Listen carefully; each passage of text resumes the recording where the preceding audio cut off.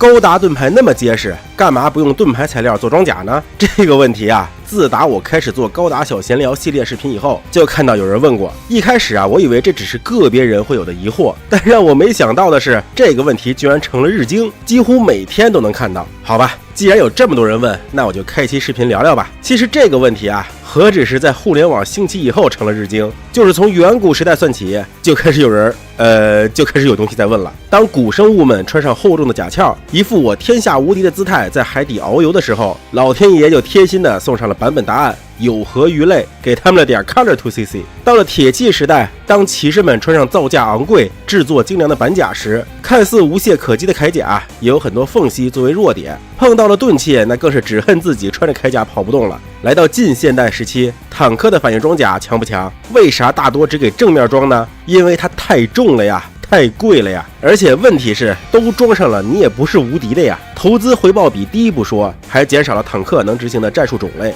说白了，自古以来的攻守博弈，向来都是攻击方会很容易超过防守方，叠最后的甲挨最毒的打，用来形容叠甲人啊，那是再合适不过了。看过这些历史上的例子以后，相信还会有人认为高达这种高推力、高科技的东西是不能跟那些历史遗物做对比的。那么咱们再来讲讲高达啊。首先要确定的是，不止屏幕前的一些朋友想把高达身上插满盾牌，其实机设师们也想过。不过他们都是通过给机体外加装备来实现全覆盖的样式，它的优缺点很明显，而且与用盾牌来造高达这个理念啊还是不太一样，所以我们就不讨论它们了。就说最普通的高达吧，大家之所以会觉得盾牌可以当做外甲，大概率啊就是把盾牌想象成冷兵器时代人类所使用的那种铸铁盾牌了吧。其实高达的盾牌啊并不只是一块大铁坨子而已。咱们来看一下联邦盾牌的横切图，你会发现它除了表面使用了和外甲相同的高达尼姆合金，里面则是使用了其他能够吸收冲击力以及迅速导热的材料，这样才能在一定程度上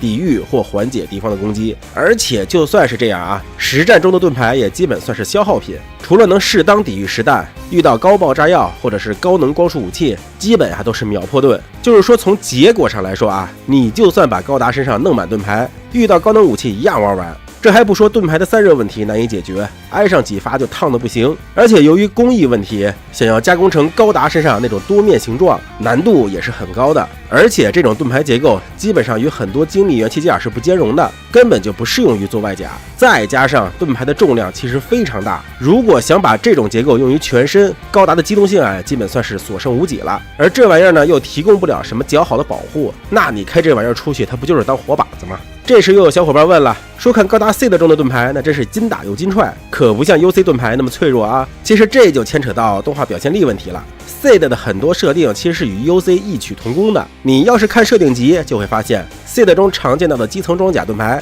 实际上与 UC 的盾牌是有一样的优缺点，就算增加了反光束涂层，在面对高能武器时按理说也是扛不住的。不过嘛，这里就不得不说 CID 的演出还是太偶像剧了。为了凸显主角团的神勇，给观众提供情绪价值，经常会出现编剧玩嗨了的情况。比如木叔的盾可以在阳电子炮的照射下坚持到主人几乎快念完台词，这还没完，第二季木叔还要被直接拉起来复活，阳电子炮仿佛直接成了笑话。然而按照设定集中对阳电子炮的叙述，应该是打到强袭身上直接把强袭给吹成灰了，然后还要把后面大天使号的剑桥也一起扬了才对。所以说看 CID 的话，只要心里看着舒服就行了。它虽然有很多作画还是按照设定来的，但也难免出现会开后门的情况，这个就不要计较了啊。好了，今天视频这么多，希望大家多多点赞支持，我们下期再见。高达 CID 中的高达为啥刀枪不入？事先说明这里的刀指的是实体刀，枪也指的是实体弹药。很多人可能会脱口而出因为 PS 装甲呗。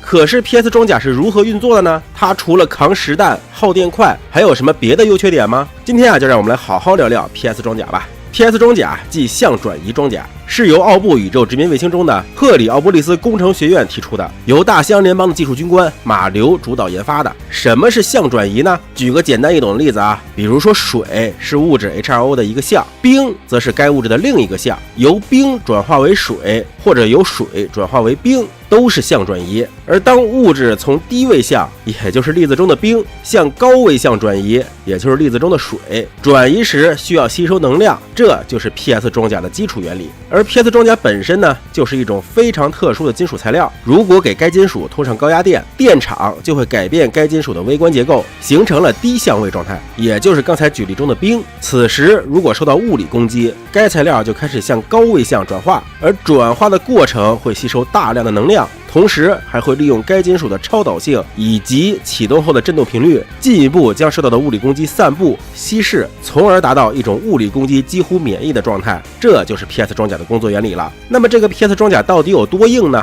从剧中的表现，能无视常规 MS 的实体弹、重斩刀等武器的攻击不说，就连穿甲弹和磁轨炮都无法破它的防。设定集里边有一个专门的描写，用炸药桶点火的可以轻易破坏常规装甲的爆栓钳，需要在电力充足的 PS 装甲上全力进行20到30次攻击，才能突破该装甲的承受上限，从而将其粉碎。而在强吸高达那块电池的支持下， PS 装甲也能够承受76发常规弹头的攻击，才会将电耗干。不过这也是理论数值啊，实际战场上这个电池包除了要给 PS 装甲供电，还要给光束枪、光束剑、电推进器等供电，想接下76发实弹很难的啦。话说设定集中还有这段描述，就是 PS 装甲不但抗冲击、耐高温，甚至柔韧性还很好。哦，难道这是试图解释剧中出现的皮套腰呢？问题是这也太柔了吧。最后 PS 装甲还有一个优点，就是颜色固定，一旦出厂设置好颜色（括弧该颜色在设定好以后很难更改）回括弧通电即可显色，无需整备班单独维护，所以 PS 装甲在整备班那边还是好评如潮的。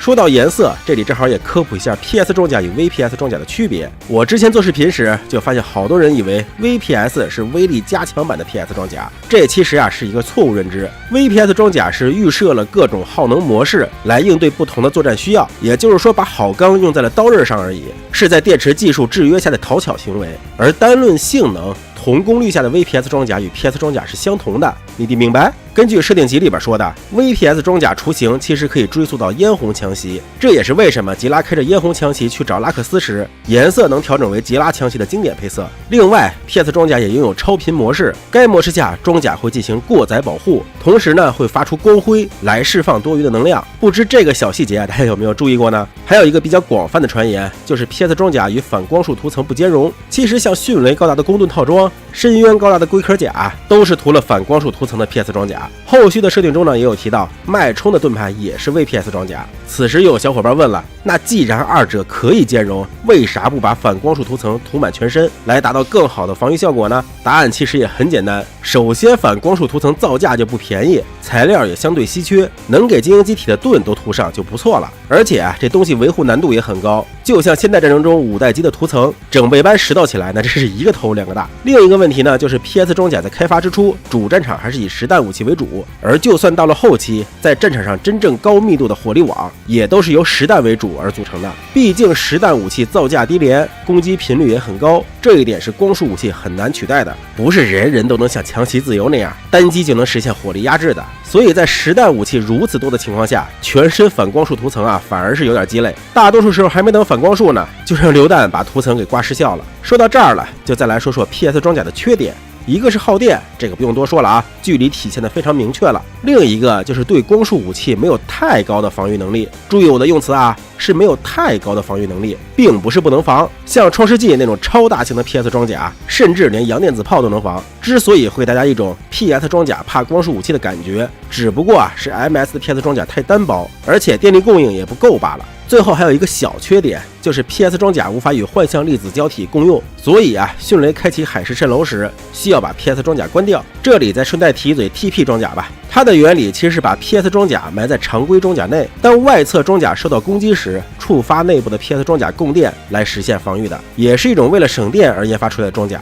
而至于 PS 装甲的量产，则是因为工艺复杂、原材料稀缺等问题，一直无法大规模量产。这也是为什么 C 的宇宙的实弹武器一直能有用武之地的原因之一。杂兵之间，实弹还是很实用的。好好了，今天视频这么多，希望大家多多点赞支持，我们下期再见。如何组合出一台最强的高达？现在高达作品出了这么多了，每一座机体都有自己的特点，有擅长清兵线的，有擅长打要塞的，有操控方式比较拟人的，有机体限制了驾驶员的，还有专门重启世界的。如果我们将这些机体的优点聚合到一起，并假设所有的技术都能兼容，如此造出一台完美的高达会是什么样呢？今天就让我们来随便歪歪一下吧。造一台高达，首先要从内部的结构开始。那么最佳的选择，我认为就是独角兽的全精神感应框架，可以直接读取驾驶员的脑电波，进行各种细致的操作，同时呢，还能夺取对手浮游炮类武器的控制权。实在打不过了，还可以试试引发个奇迹啥的，算是兼具科学与玄学的最佳选择了。系统方面，在以精神感应框架为基础的同时，我们给驾驶员也配备了生物电脑，让机体与驾驶员的配合更加和谐。再配上零式系统，辅助驾驶员对战场局势做出预判，再配上自由高达的锁定雷达，便于清杂兵。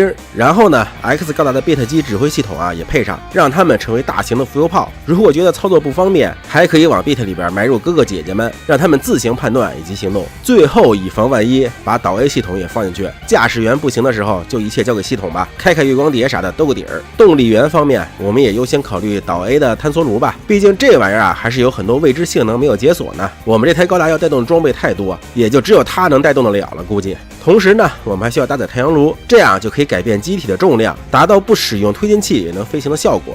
这么说来，Transam 系统也不能少，直接整 00Q 的，不但能超频，还能直接量子化。当然了，除了 Transam 的短距离爆发速度以及远距离跃迁，还要考虑中距离的迅速推进。这个时候就需要米诺夫斯基推进器出场了。为什么不用 SEED 系统的光辉传递者呢？因为米推不但有光翼，速度快，而且它的光翼还能当武器，这样更全能一些。然后是机身，我们选择高达 W 的高达尼姆合金，非常结实耐打的同时，还能将本体重量控制在10吨以内，以保证这银离子超频耗干以后依然有充足的机动性。同时呢，我们还可以给外甲通透电，达到 PS 装甲抵抗实弹的效果，再在装甲表面涂上铁血的反光束涂层，最后再在机身上配置 GN 立场生成器。这样的外甲想要打穿，至少要先用强光束武器破 GN 立场，再使用实弹武器破反光束涂层，再用非常强力的光束来破具有 PS 装甲性质的高达尼姆合金。只要驾驶员不是3流技师，应该都不会同时被这些武器打中的吧？当然了，打中也没事儿，我们可以给装甲再加入导 A 高达的纳米科技，形成纳米皮肤，使其拥有知性，进行自我修复，并根据伤害来源协调 PS 装甲与涂层之间的作用力度，